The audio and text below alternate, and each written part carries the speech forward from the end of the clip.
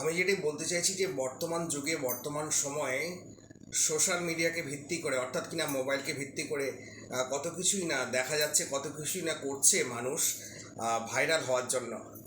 তো viral viral বিষয়টি কি? ভাইরাল ভাইরাল বলতে প্রচুর প্রচুর মানুষ, মিলিয়ন মিলিয়ন মানুষ দেখবে, মানে হাজার ছাড়িয়ে কে ছাড়িয়ে এমে পৌঁছে যাবে, অর্থাৎ কিনা লাখেরও বেশি। এটা আমেরিকা থেকে এসেছে এই হিসাবটা।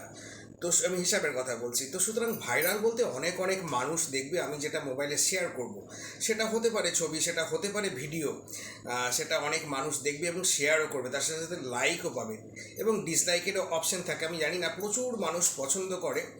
অবশ্যই আমি একটি ভিডিও দেখলাম, সেই ভিডিওটি আমার কতখানি ভালো লাগলো না দেখলাম, আমি লাইক নাও করতে পারি, আবার যেটা আমার পছন্দ নয় সেটা ডিসলাইক করতে পারি, আমার পছন্দ হলো না। তো সুতরাং বর্তমান সোশ্যাল মিডিয়ার যুগে, মোবাইলের যুগে কি বলবো, ভাইরাল হওয়ার জন্য মানে প্রচুর মানুষ দেখবে সেই ভিডিওটা প্রচুর মানুষ দেখবে। এই উদ্দেশ্যে মানুষ বিভিন্ন রকম হাসির ভিডিও হতে পারে, বিভিন্ন রকম বিভিন্ন বিষয়কে কেন্দ্র করে ভিডিও হতে পারে।